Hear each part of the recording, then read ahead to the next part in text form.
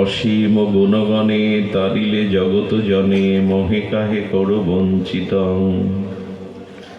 জয়তি জয় বসু জাহ্নবা প্রিয় দেহি মে স্বপদান্তিকম। কলিযুগ পাবন অবতার, পরম প্রেমময়, প্রেম পরতত্ত্ব সীমা, রাধা মাধব মিলিত তনু, পরম করুণা বর্ণালয়, শ্রী শ্রী শচীনন্দন নদিয়া বিহারী গৌরহরি, পরম পাবন পতিত উদ্ধারণ, পতিত তারণ, অক্রোধ পরমানন্দ,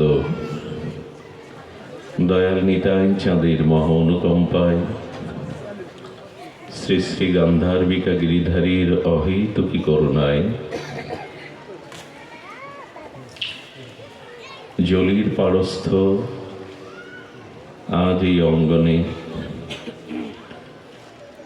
বিদ্যা দায়িনী সরস্বতী পূজা উপলক্ষে, বাণী অর্চনা উপলক্ষে যে মাঙ্গলিক ভগবতীয় ভক্তিযজ্ঞের, জ্ঞানযজ্ঞের, সুধাযজ্ঞের আয়োজন, সেই আয়োজনে এই মহামাহেন্দ্রক্ষণে অস্মাদীয় শ্রীগুরুপাদ পদ্মে পরার্ধ কোটি দণ্ডবাদ প্রণতি জ্ঞাপন পূর্বক দীর্ঘ প্রতীক্ষারত শুদ্ধ ভক্তজন, সাধুজন, মহতজন, শ্রদ্ধাশীলা কল্যাণিয়া দেবী মূর্তি মাতৃগণ, সকল ভক্তচরণে সশ্রদ্ধ দণ্ডবাদ প্রণতি।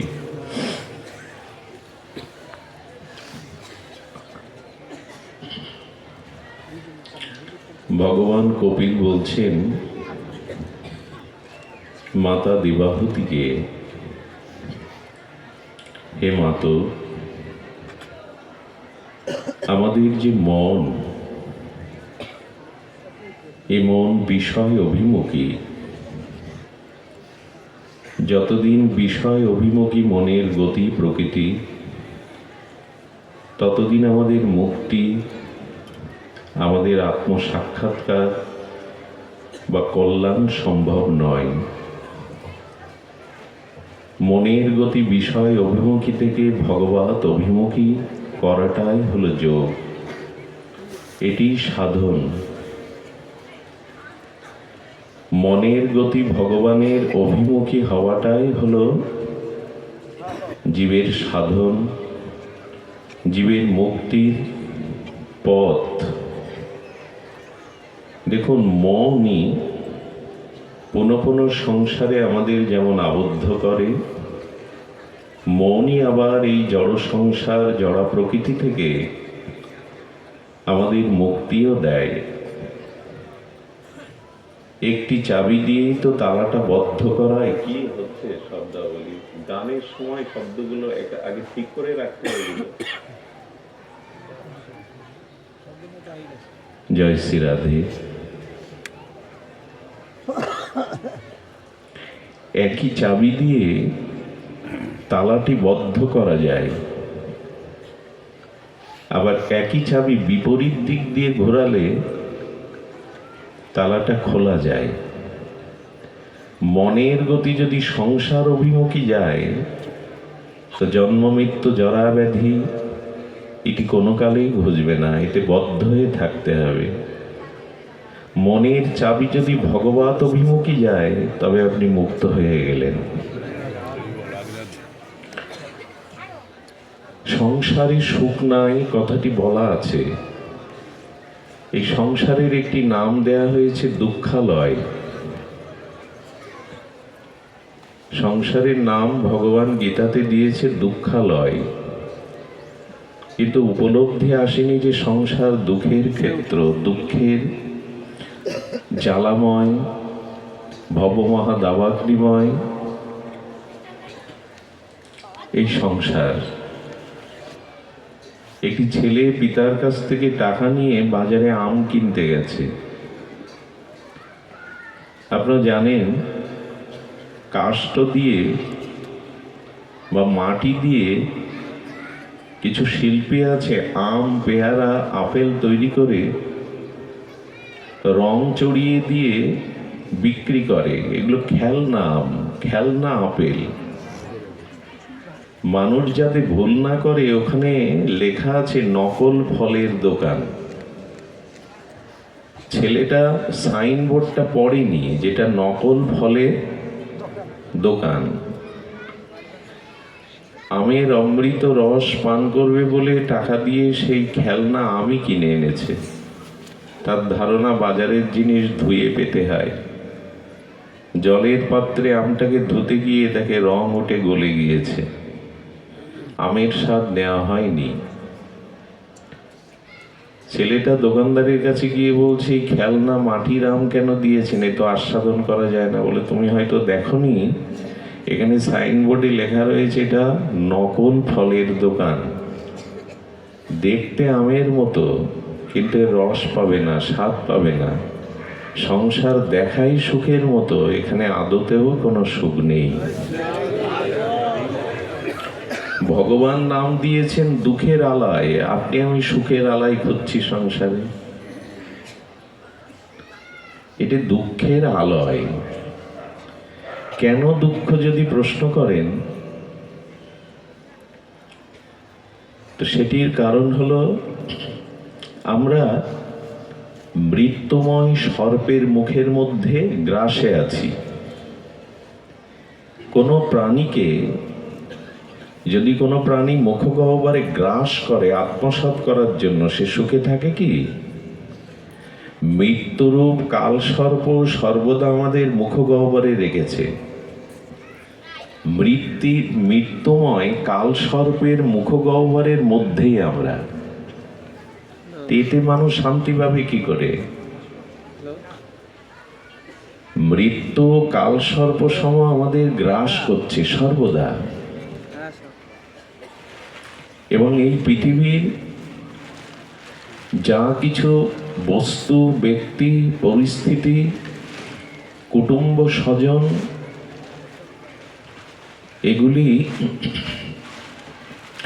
এগুলির সাথে আমার সম্বন্ধ চিরন্তন নয়। এগুলির অস্তিত্ব টিকবেও না। জন্ম নিয়েছিলাম, মৃত্যু, খুব অল্পই সময়ের মাঝখানে এদের সাথে পরিচয়, এদের সাথে সম্বন্ধটা তৈরি করা। শুধু সময়টুকু ছেড়ে যাওয়ার, মৃত্যুটুকু, জন্ম থেকে মৃত্যু মাঝখানের খুব অল্প সময়, এই সময়টুকু আমরা মায়ার দ্বারা সম্বন্ধে জড়িয়ে গিয়েছি। আর তাতে সব থেকে ভুল হয়েছে, ভগবানকে ভুলে এই মায়ার সম্বন্ধ, মায়ার সম্পর্কে আমরা মোহগ্রস্ত হয়ে গেছি। তো এই জন্য ভাগবত বলছেন যে সংসার থেকে সুখের আশা করতে যেও না, এটি অনিত্যম এবং অসুখম, এবং সংসার দুঃখের আলয়। তো এই সংসারে সুখী হওয়ার বা শান্তি প্রাপ্ত হওয়ার একটাই পথ।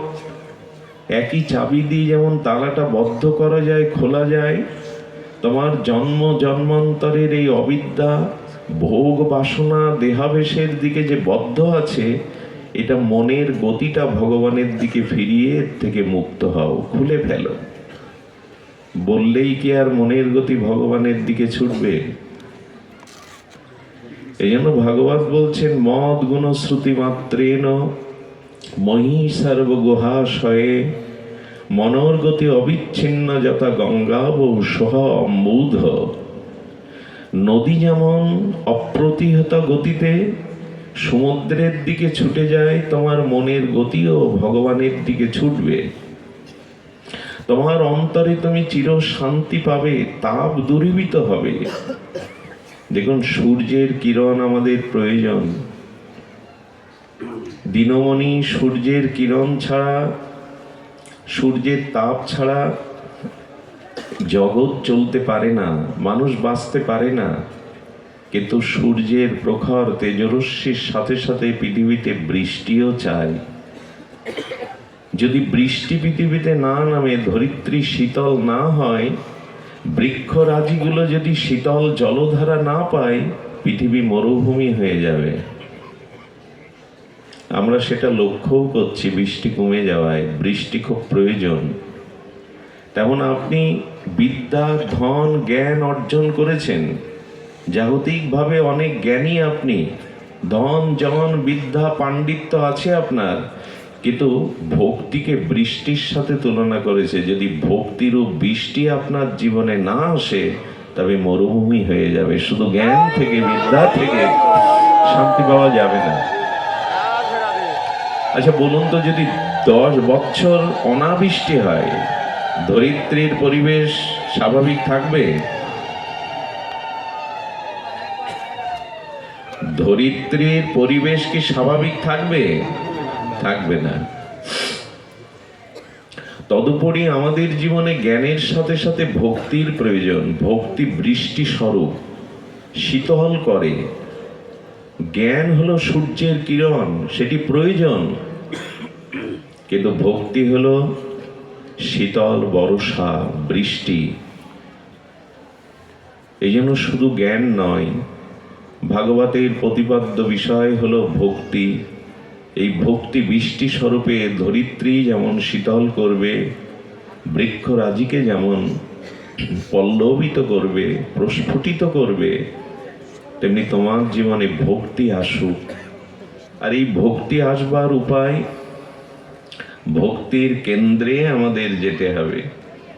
সেই ভক্তির কেন্দ্রের মহিমা আমাদের বলা আছে। সেটি হলো আগামীকাল নিত্যানন্দ আবির্ভাব জয়ন্তী। এই নিতাই চাঁদের আজ আমরা একটু চরণপাদ পদ্মে প্রণত হব। নিতাইয়ের অনন্ত মহামহিমা সিন্ধু থেকে বিন্দু আস্বাদন করব, যাতে অনুভব করতে পারব। মহাজন বলেছেন, সংসার সুখের মুখে তুলে দিয়ে ছাই। কথা মানতে পারবো তো আমরা? আমি মাঝে এক বুড়ি মাকে বলছি, সংসার সুখের মুখে তুলে দিয়ে ছাই। উনি খুব রাগ করলেন, আমার প্রতি খুব কঠোর দৃষ্টি দিয়ে তাকালেন। এই জন্য সংসার সুখের মুখে কেউ ছাই দেয়? সংসার সুখের জন্যই তো সারা জীবনের চেষ্টা, পরিশ্রম। কথাটি তিনি মেনে নিতে পারেননি, কিন্তু কথাটি মহাজনের। সংসার সুখের মুখে তুলে দিয়ে ছাই, কথার মর্মার্থ হলো, সংসার মরীচিকার ন্যায় তুমি যতই সুখ খুঁজছ, এখানে সুখ নাই। সুখ নাই কারণ এটা মায়ার দ্বারা সুখের মতো দেখাচ্ছে, কিন্তু সংসারে প্রকৃত সুখ নাই। সুখ কোথায় আছে? নগরে মাগিয়া খাবো গাহিয়া নিতাই। মহাপ্রভুর সংসারে সুখ কম ছিল? ঘরে যার বধূ বিষ্ণুপ্রিয়া, যিনি ভারতের দিগ্বিজয়ী পণ্ডিতকে পরাস্ত করে নবদ্বীপের শ্রেষ্ঠ পাণ্ডিত্যের আসনে আসীন, ঘরে যার জগৎমাতা সচিমাতা, স্বয়ং ভগবান অবতীর্ণ হয়েছে শ্রীধাম নবদ্বীপে, সংসার সুখ তার সইল না। উনি নবদ্বীপের ঘাটে স্নান করতে গিয়ে যখন নিমা একটু চঞ্চল চপল ছিল, অল্প বয়স, কিশোর বয়স, যৌবন উকি দিচ্ছে, সুরধনী গঙ্গায় যখন ঝাঁপ দিয়েছেন, তার অঙ্গের জল এক উপবিদধারী ব্রাহ্মণের গায়ে গিয়ে লেগেছে। উনি উপাসনায় রত ব্রহ্ম গায়ত্রী জপ করছেন, নিমায়ের দিকে কটু দৃষ্টি দিয়ে অভিশাপ দিলেন, তোমার সংসারের সুখে যেন চিরকাল তুমি বঞ্চিত হও, আমি অভিশাপ দিলাম। সংসার সুখ যেন তখন তোমার কখনো কোনোদিনও না আসে।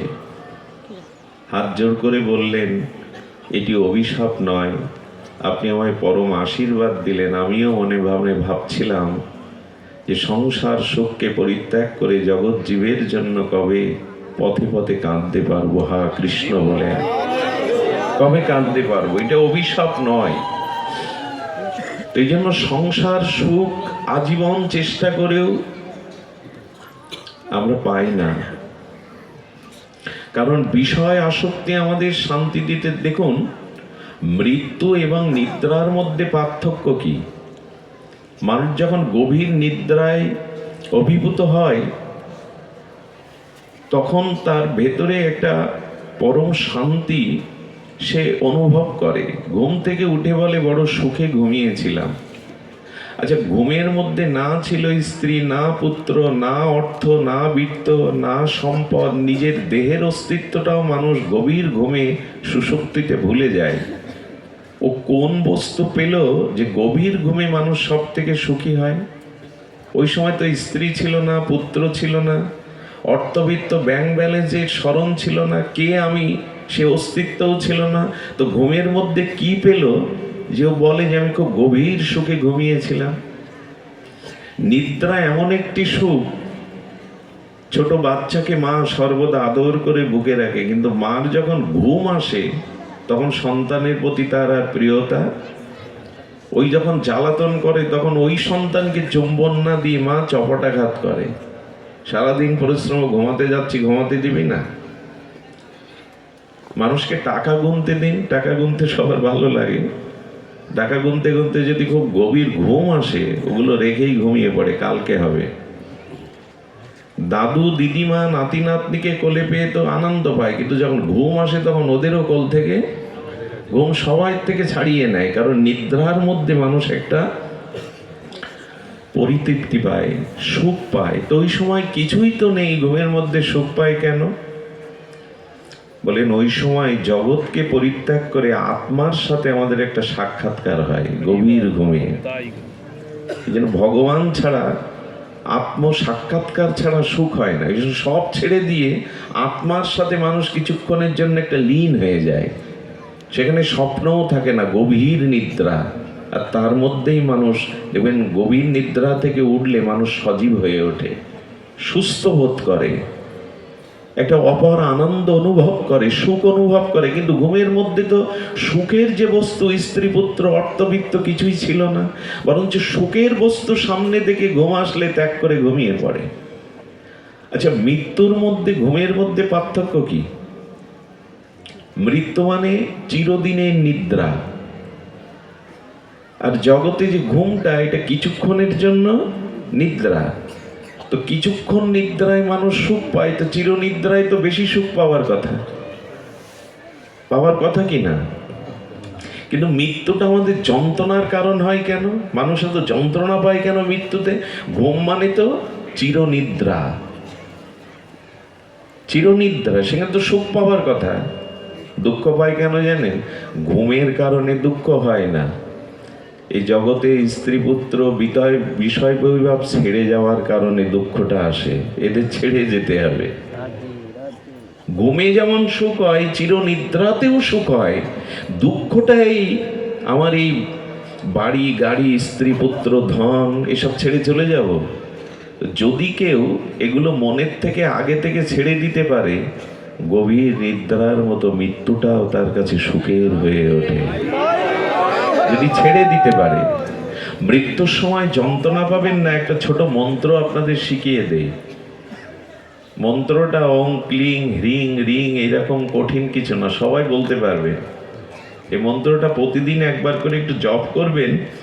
সেটি হলো, কিছুই আমার নয়। ঠিক ঠিক যদি মনের থেকে ভাবতে পারেন, মৃত্যুর সময় যন্ত্রণা পাবেন না। কিছুই আমার নয়। এই জন্য দান করতে হয়। দান মানে এই জগৎ থেকে পেয়েছিলাম, জগৎকে দিয়ে দিলাম। আচ্ছা, চোর যদি 2 লাখ টাকা আমার কাছ থেকে চুরি করে নিয়ে যায়, সন্তানের শ্রেণিয়ে নিয়ে দেয়, মানুষের কষ্ট হবে কিনা? কিন্তু ওই 2 লাখ টাকা যদি এরকম ভাগবত অনুষ্ঠানে কেউ নিজে হাতে দান করে, দুটোই তো সমান, 2 লাখই তো গেল। দানে কষ্ট হয় কি? সন্ত্রাসী নিলে কি হয়? একই তো টাকা, একই তো পরিমাপ। আমি বোঝাতে চেয়েছি, সংসার থেকে যা পেয়েছিলাম, যাওয়ার আগে যদি সংসারকে তার সত্য ছেড়ে দেই, আনন্দে চিরনিদ্রায় ঘুমাতে পারবেন, মৃত্যুও কষ্ট আনবে না। ওই আমারটা ছেড়ে দেওয়ার জন্যই কষ্টটা আসে। দান করলে একই হাতে তখন আনন্দ হয়, একই টাকা ছিনিয়ে নিলে তখন কষ্ট হয়। জগতে আমার কিছু নয়, এভাবে যদি সমর্পণ করে চলে যেতে পারেন তখন গভীর সুখময় নিদ্রায় শায়িত হবেন। এই জন্য খুব বিষয়ী মানুষ, কামনা ভোগাসক্ত মানুষ মরার সময় দেখবেন বিকট হা হয়ে মারা যায়, চোখ দুটো বিভৎস দেখায়। এর কারণ একটাই, তার পিপাসা এখনো মেটেনি। কিন্তু যারা সাধু সন্ত ত্যাগী, তাদের মৃত্যুর পর দেখবেন যেন মায়ের কোলে নিশ্চিন্তে কোনো শিশু ঘুমিয়ে পড়েছে। তাদের মুখটা দেখলে মনে হয় ধ্যানস্থ মুখ। অনেক আগে থেকে তারা এগুলি ছেড়ে দিয়েছে। আমরা এই যে এখন এই মাটিতে বসে এত কষ্ট করে দাঁড়িয়ে কিছুটা সুখ পাচ্ছেন, এখানে তো সব ছেড়ে দিয়ে আসছেন। তো ছেড়ে দেওয়া মানে ভগবানকে হৃদয়ে যদি স্থান দেওয়া যায়, এই কর্ণে যদি হরিকথা প্রবিষ্ট হয় ভগবানের লীলা, আর যদি সংসারকে ভাবতে পারি এই সংসার আমার নয়, সব কিছু দুদিনের জন্য পেয়েছি, আবার এই সত্য ছাড়তে হবে, এর কোনো কিছুই আমার নয়, এই ভাবনাটা আনলেই কেবল মানুষ মুক্তি পায়, শান্তি পায়। এই জন্য বললেন, হে মাতা, ফিরিয়ে দাও মনের গতিটা, ভগবানের দিকে ফিরিয়ে দাও। তো সেই গতি আমরা নিজের চেষ্টায় ফেরাতে পারবো না। এই শান্তির অভয় হলো আমাদের শ্রী নিত্যানন্দ প্রভুর একটু চরিত্র আলোকে, তার দিব্য অদ্ভুত অবধূত চরিত্র আজ আমরা সামান্য একটু শ্রবণ করব। শ্রী নিত্যানন্দ মহামহিমা বড় ব্যাপক, কে বর্ণনা করতে পারে? তো আসুন নিত্যানন্দ মহিমাকে আমরা সামান্য একটু আস্বাদন করি। এর পূর্বে মহাজনের একটি পদ বলি, নিতাই পদ কমল কোটি চন্দ্র সুশীতল, যে ছায়ায় জগত জুড়ায়। শান্তির একমাত্র পাদ বলছেন নিতাই পদ। খুব ধ্যান দিতে হবে, যেহেতু কাল নিত্যানন্দ আবির্ভাব, এই প্রসঙ্গই স্মরণে আসছে। নিত্যানন্দ চরণটি হলো কমলের সাথে তুলনা করা হয়েছে, নিতাই পদ কমল। কমল কেন জানেন?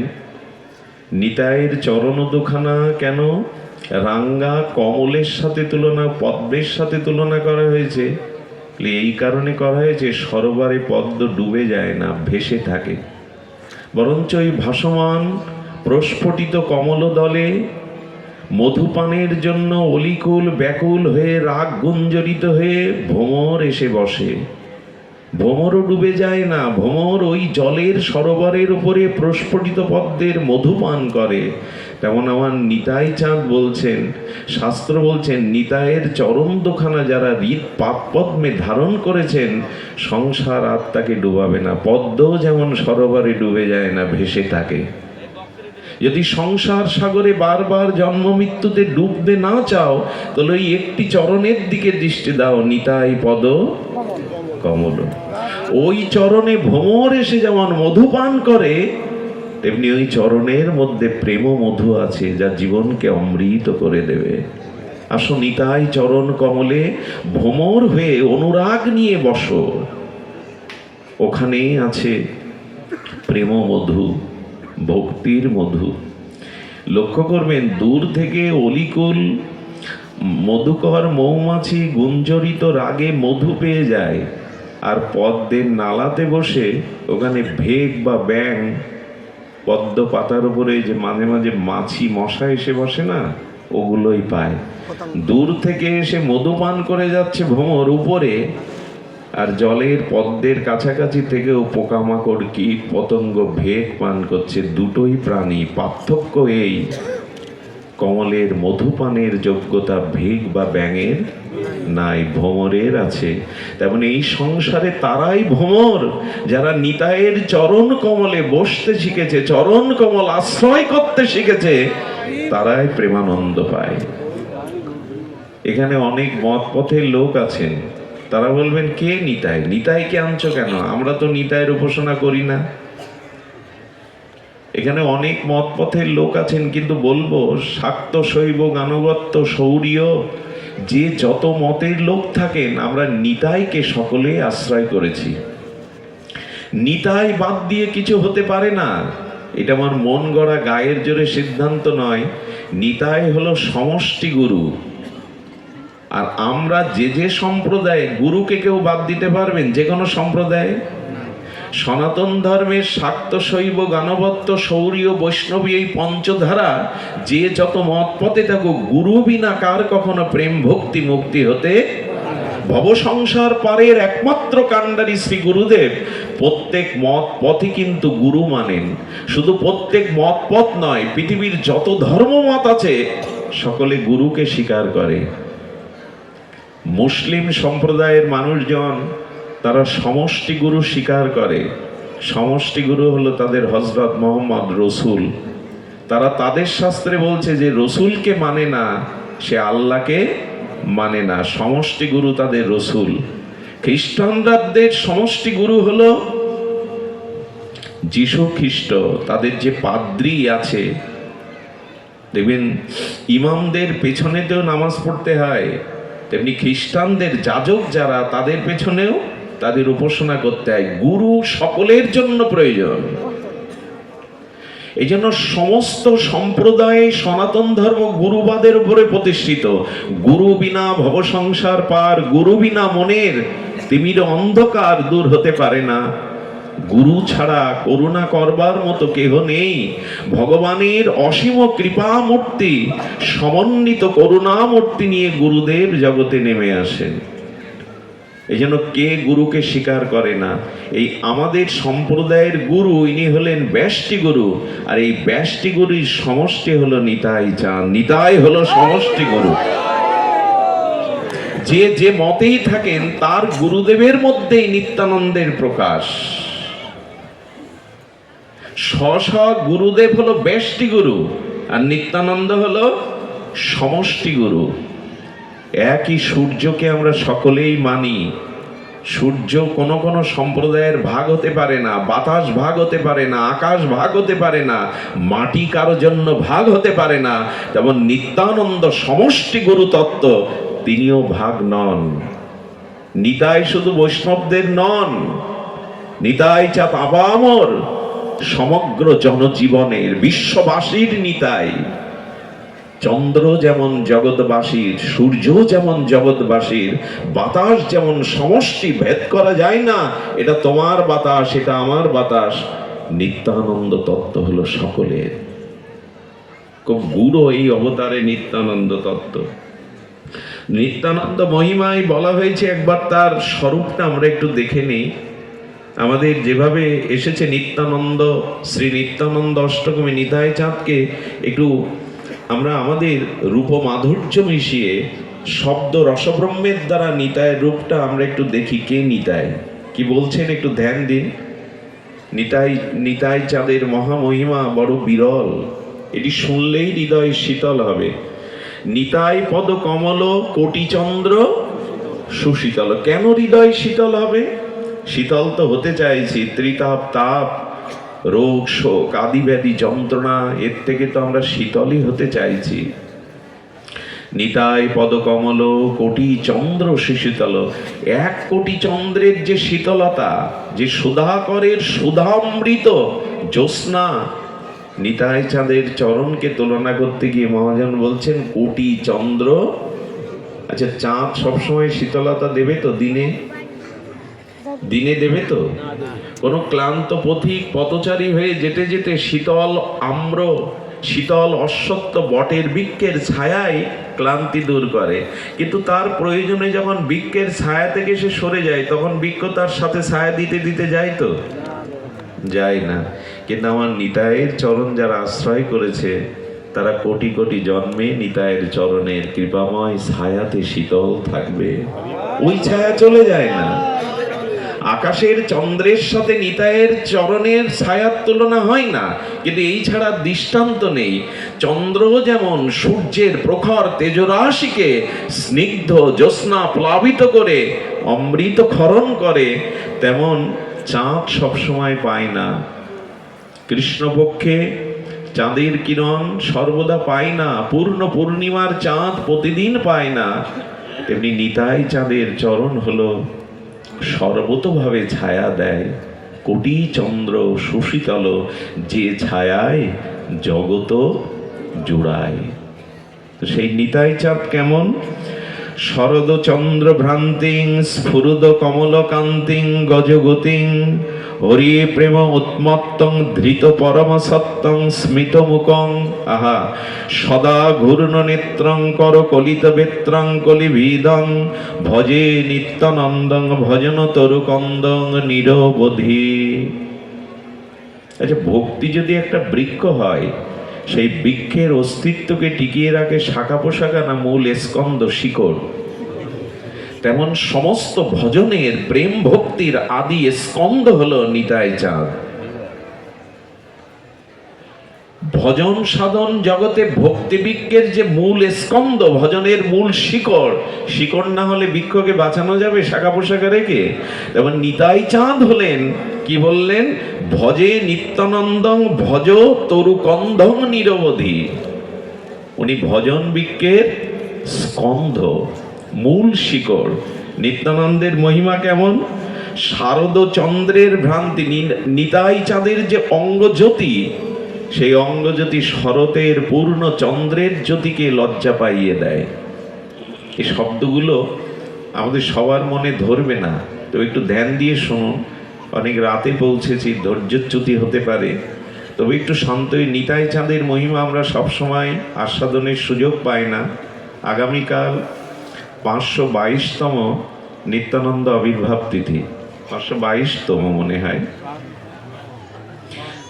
52, ভুল হলো একটু, 552তম প্রভু নিত্যানন্দের আবির্ভাব তিথি আগামীকাল দুপুরে মধ্যাহ্নে অভিষেক। এই জন্য নিত্যানন্দ তত্ত্বকে আমরা সামান্য একটু অবলোকন করি। বলছেন শারদচন্দ্র ভ্রান্তি, নিত্যানন্দের প্রেমময় তনুর যে জ্যোতি ছটা, সেটা পূর্ণ শারদচন্দ্রের জ্যোতিকে ম্লান করে দিয়েছে। 20 পাওয়ারের বাল্বের পাশে 500 পাওয়ারের বাল্ব জ্বালিয়ে দিই, ওই যে 500 পাওয়ারের তীব্র জ্যোতিটা স্বল্প পাওয়ারের যে জ্যোতিটা গ্রাস করে নেয়। তেমন নিতাই চন্দ্রের প্রেমতনু অঙ্গ ছটা যেন শরতের চন্দ্রকেও ভ্রান্তি করে দিয়েছে। স্ফুরিত নির্মল কান্তি, সমস্ত অঙ্গে প্রেমময়, প্রেম দিয়ে গড়া, তো প্রেম দিয়ে গড়া নিত্যানন্দের অঙ্গখানি নির্মল কান্তি শরৎচন্দ্রকেও ভ্রান্ত করে দিয়েছে। আর কি বলেছেন না, মত্ত গজমতি মহাসুর। নিত্যানন্দ যখন গমন করেন, চলেন, সেই চলটা গজ গতি, গজ মানে হস্তি। দেখবেন পৃথিবীতে যত প্রাণী আছে সব থেকে মস্তিতে হাঁটে হস্তি। হস্তি বা হাতি যখন হেঁটে যায় দেখবেন খুব মস্তিতে হেঁটে যায়, কোনো দিকে না তাকিয়ে বেশ ভঙ্গিমায় হেঁটে যায়। নিত্যানন্দ প্রেমেও আবেশে সেই শারদ ভ্রান্তি কান্তি নিয়ে নির্মল কান্তি স্ফুরিত হয়ে যেন গজগতির চলনে চলেছেন নিতাই। আর কি, হরিপ্রেমে মহামত্ত। কাউকে যদি মদ পান করানো হয়, অধিক পরিমাণে করানো হয়, তখন মদে মদমত্ত হয়ে সে টলতে থাকে না, মদ আবেশে মদমত্ত হয়ে টলতে থাকে। তো নিত্যানন্দও যেন প্রেমে টলছে। কোন মদ পান করেছেন? গৌর প্রেম, যুগল প্রেমের মদে মত্ত হয়ে নিতাই যেন মদমত্ত হয়ে চলেছেন প্রেমে। হরিপ্রেমে মহামর্ত, হরিপ্রেমে মর্ত হওয়াটাই তো জীবনের সার্থকতা। জগতের বিষয় বাসনার মদে মত্ত হয়ে লাভ কি? ও নেশা কিছুক্ষণ পরে চলে যাবে, রোগ আসবে, ক্লান্তি আসবে, কিন্তু প্রেমে যদি কেউ মেতে উঠতে পারে, ক্লান্তি আসবে না, জরা ব্যাধি শোক আসবে না। হরি প্রেমে মদমর্ত নিতাই। আর কি করেছেন? গৃহীত পরম সত্য, এই অনন্ত বিশ্ব ব্রহ্মাণ্ডকে ধারণ করে আছেন নিতাই চাঁদ। বলবেন কি মন গড়া গল্প শোনাচ্ছ? গল্প নয়, মুদ্রার এপিঠ ওপিঠ। তেমন ব্রজেন্দ্র নন্দন যেই শচীসুত হইল, সেই মহাপ্রভুকে ব্রজের নন্দন কৃষ্ণই শচীসুত গৌর হলেন, বলরাম হইল নিতাই। লক্ষণ ত্রেতার দাপরে বলরাম, তিনি কলিতে নিত্যানন্দ। যিনি লক্ষণ, যিনি বলদেব, তিনি এবার শ্রী নিত্যানন্দ মূরতিতে এসেছেন। এই নিতাই হলো মূল নিত্যানন্দের। এবং আমাদের বলদেবের তত্ত্ব কি না, মূল অংশী যিনি অনন্ত ব্রহ্মাণ্ডকে সৃজন করেন, ধারণ করেন, পালন করেন। এই নিত্যানন্দ তত্ত্ব, এই সংকর্ষণ তত্ত্বের অংশই হলো ব্রহ্মা বিষ্ণু মহেশ্বর অনন্ত বিশ্বব্রহ্মাণ্ডের সৃষ্টি স্থিতি পালন করা। এর আদি সংকর্ষণ অংশী নিত্যানন্দ। শব্দগুলো এইভাবে দ্রুত বললে আমরা বুঝবো না। এই যে অনন্ত বিশ্বব্রহ্মাণ্ড, সেই বিশ্বব্রহ্মাণ্ডের যে সৃষ্টি স্থিতি প্রলয়কর্তা ব্রহ্মা বিষ্ণু মহেশ্বর, এরা মূল সংকর্ষণ বলদেবেরই অংশেরও কলা অংশ মাত্র। ভগবান যখন আসেন টাকার এপিটেপুটের মতো, অভিন্ন ভগবত তত্ত্ব, অভিন্ন কৃষ্ণ তত্ত্ব বলরাম, তেমনি গৌর এবং নিতাই এরা অভিন্ন। এসো দুটি ভাই, এরা কি ভাই? নিতাই গৌর ভাই নয়, কিন্তু মিলে গিয়েছিলেন। ভাই বলতে ভাই এরা সেই সত্তা, টাকার এপিঠ আর ওপিঠ, আমাদের জগতের ভাইয়ের মতো নয়। এই জন্য মহাপ্রভু বলে দিয়েছেন যে নিতাই ভজন করে না সে গোবিন্দ পাবে না, সে যুগল পাবে না, সে গৌরকেও পাবে না যদি নিতাই ভজন না করে। দেবেকে অমন নিতাই ভজ, অমন নিতাই ভজ, ভজলে নিতাই গৌর পাবে। নিতাই হলো আশ্রয় তত্ত্ব। মা না হলে সন্তান প্রসব করতে পারবে না, এটা পুরুষের কাজ নয়, সম্ভাবনা নয়। পুরুষ যদি কোনো ক্রমে কোনো ভাগ্যে কখনো রমণী রূপ নিতে পারে, তখনই মা হতে পারবে। নিতাই হলো প্রেম ভক্তির আশ্রয় তত্ত্ব। যেমন রাধা রানী হলেন আশ্রয় তত্ত্ব, কৃষ্ণ হলো বিষয়। নিত্যানন্দ হলো আশ্রয় তত্ত্ব, গৌর হলো বিষয়। আশ্রয় বিষয় না বুঝলে আমরা অনুভব করতে পারবো না। দেখুন, অন্ধ হলো বিষয় আর যষ্টিটা হলো আশ্রয়। অন্ধ ব্যক্তি পথে চলতে পারবে না, হোঁচট খেয়ে পড়বে, কিন্তু হাতে যদি একটা যষ্টি বা লাঠি থাকে বাজার পর্যন্ত যেতে পারবে, লক্ষ্য পর্যন্ত সে পৌঁছাতে পারবে। লাঠিটা আশ্রয়, অন্ধটা হলো বিষয়। মা হলো আশ্রয়, সন্তান হলো বিষয়। আশ্রয়েতে পরমানন্দ সুখ থাকে, যেখানে অখণ্ড প্রেমানন্দ আধারে যে আশ্রয় থাকে তাকে বলে আশ্রয়। আর আশ্রয় তত্ত্ব থেকে ওই আনন্দ যে বিষয় বস্তুতে পর্যবসিত হয় তাকে বলে বিষয়। ফুলের গাছটা হলো আশ্রয়, ফুলটা হলো বিষয়। গাছ না হলে ফুল হবে কোথায়? তেমন নিত্যানন্দ হলো আশ্রয়, গৌর হলো বিষয়। তো আশ্রয় না হলে বিষয়কে পাওয়া যাবে না। এই জন্য বললেন ভজন আগে গৌরের না। সারা জীবন যদি গৌর গৌর করে গড়াগড়ি দেন, কাঁদেন, গৌর পাবে না নিতাই না বললে, নিতাই না বুঝলে। সারা জীবন কৃষ্ণ কৃষ্ণ বললে কৃষ্ণ প্রেম পাওয়া যাবে না যদি রাধা রানীর কৃপা না পাওয়া যায়। উনি তো দেবেন। এই হলো নিতাই মহিমা। কি বলছেন? গৃহীত পরম সত্য, সব কিছুর সত্তাদি সত্য হলো নিতাই। খুব গূঢ় রহস্যময়। আর কি বলেছেন? হাস্যময় সদা সমদূর। তিনি সর্বদা নিত্যানন্দ। মানে কি? নিত্য আনন্দ যার, নিত্য আনন্দময়, কখনো নিরানন্দ যাকে স্পর্শ করতে পারে না। সূর্যে কখনো আধার আসে? সূর্যতে কখনো সন্ধ্যা নামে? সূর্য অন্ধকার দেখতে পায়? নিত্যানন্দ সর্বদা আনন্দ স্বরূপে। সেখানে নিরানন্দ বলে কিছু নাই। মানুষ চাই কি? নিত্য আনন্দ চাইতো। আমি সুখ পেলাম, আনন্দ পেলাম, আবার দুঃখ প্রবেশ করুক, এটা কেউ চাই? সুখ এসে আমার কাছ থেকে আবার বিদায় নিক, দুঃখ প্রবেশ করুক, এই জন্য মানুষ নিত্য আনন্দ চায়। কেউ সেই নিত্য আনন্দ কোথায়? বলো নিত্যানন্দেই আছে নিত্য আনন্দ। তো সেই নিত্যানন্দ তত্ত্বকে আমরা আশ্রয় করলাম। কই পদকর্তা এখানে কি বলেছে দেখুন। পদকর্তা নিতাই চাঁদের মহিমা বর্ণনা করতে গিয়ে আর বলেছেন, হেন নিতা বিনে ভাই ব্রজে রাধা কৃষ্ণ পাইতে নাই, দৃঢ় করি ধর নিতাই পায়। এই নিতাই চরণে আর শরণ নেওয়ার দিন। নিতাই সম্পর্কে এইটুকু আপনাদের করুণা বলি, নিতাইয়ের করুণা দেখুন। নিতাই পদটা এইভাবে বললে হয়, অক্রোধ পরমানন্দ নিত্যানন্দ রায় রে অভিমান শূন্য নিতাই। একবার ভাবতে পারেন, লক্ষণ কথায় কথায় খেপে উঠত, রেগে উঠত। লক্ষণ চরিত্র যদি দেখেন, উনি কথায় কথায় রেগে উঠতেন। বলরামও মাঝে মাঝে বলতেন, হল দিয়ে, মানে নাঙল রূপ তার হল দিয়ে আমি হস্তিনাপুর তুলে সমুদ্রে নিমজ্জিত করব, রেগে যেতেন। সেই লক্ষণই এলেন, সেই বলদেব এলেন, কিন্তু আজ আর ক্রোধ নাই, অক্রোধ পরমানন্দ। অভিমান ভোলা কি সহজ? একটু একটু ধ্যান দিন। মানুষ ভজন সাধন পথে এসেছে, অনেক জ্ঞান বিবেক বৈরাগ্য শিক্ষা লাভ করেছে, কিন্তু অহংকার সহজে,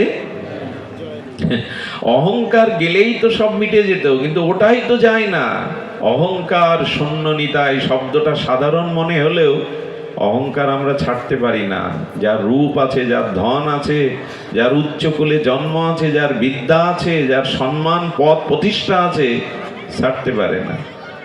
আরে এক ভিখারি এসছে, তো শাশুড়ি ভিক্ষা না দিয়ে তাকে গালি দেয়। শাশুড়ি কাজ জানতারে বাইরে গেছে, বৌমার কাছে এসে ভিক্ষা চাইছে, বৌমা বলছে হবে না। শাশুড়ি বলে, দেয় না, উনিও শাশুড়ির অনুকরণ, বলছে হবে না। ফিরে আসতে গিয়ে শাশুড়ির সাথে দেখা, ভিখারি বলছেন, আজও গিয়েছিলাম বুড়িমা, ওই তোমার মতো গালি দিয়ে ফিরিয়ে দিল। বলো, তুমি আমার সাথে এসে তো ফিরাবে কেন? বলে, বারে দেখি না একটু ঝগড়াটা কি বাদে, ওই তো ফিরায়, আজ বলছে ফিরাবে কেন? বাড়ি গিয়ে বলছে, বৌমা কি বলেছে? বলে, আপনার কথাই বলেছে, কিছু হবে না, চলে যাও। কথা তুমি বললে কেন? কথা তো আমার বলার কথা, তুমি বললে কেন? ওটা আমি বলবো। এই ভিখারি, এইবার শোনো, এইবার তুমি চলে যাও, হবে না। এই হলো অভিমান। একজন বলছে কি, আচ্ছা তুমি আমার কাছে চাকরি করতে হবে তোমাকে। বলে, বেতন তৎকালীন বলছে 5,000 টাকা। বলে, আপনি কত বেতন পান? বললে 2,000 টাকা। তা আপনি 2,000 টাকা বেতন পান, আমি আপনাকে 5,000 কি করে দেবেন? বলেন, আমার বুদ্ধি অল্প, এই জন্য তো তোমায় রাখছি, তুমি বুদ্ধিমান। তুমি বুদ্ধি করে 2,000 থেকে আমার বাড়িয়ে দেবে, তারপরেই তো আমি তোমার 5,000 দেব। এই জন্য তো তোমায় রাখছি, নাহলে তোমারে রাখবো কি করে? অভিমান ছাড়তে পারে না মানুষ। অভিমান এমন একটি জিনিস, দেখবেন আমরা মুখে বলি মাঝে মাঝে দৈন্যদা, আমি অধম, আমি কাঙাল, আমি বুঝি না, আমি দিনহীন, এগুলো মৌখিক। অহংকার আমাদের সহজে যায় না। অহংকার গেলেই তো হলো। নিত্যানন্দ হলো অভিমান শূন্য, অহংকার শূন্য। গুরু মহারাজ যেভাবে অঙ্কিত করেছেন, সে শব্দগুলো যদি আপনাদের কর্ণ দিয়ে যায়, হৃদয়ে নিশ্চয়ই শীতল হবে। আপন শিরের প্রতপ্ত শনির দ্বারাই জগাই মাদায়ের যুগ জন্মান্তের সঞ্চিত মহা পাপপুঞ্জ ক্ষণেকে প্রক্ষলিত করিয়া দিলেন। নিতাইয়ের মহিমা দেখুন। জগাই মাদায় হেন পাপ করেনি, জগতে পাপ আছে। পরের ঘর লুণ্ঠন করেছেন, পর স্ত্রীর মর্যাদাহানি করেছেন, সর্বদা মদে যারা ডুবে থাকে, ঘরে যারা আগুন লাগিয়েছেন, সেই নিত্যানন্দকেও তারা প্রহার করলো। কাকে প্রহার করছে ওরা জানে না, কিন্তু নিত্যানন্দ আপন প্রতপ্ত শোণিত রক্ত ঝরিয়ে জগায় মাদায়ের যুগ যুগান্তরের সঞ্চিত সমস্ত অপরাধ পাপ মুহূর্তের মধ্যে পবিত্র করে দিলেন। নিতাই এগিয়ে গেছে। মহাপ্রভু সুদর্শন এনেছে।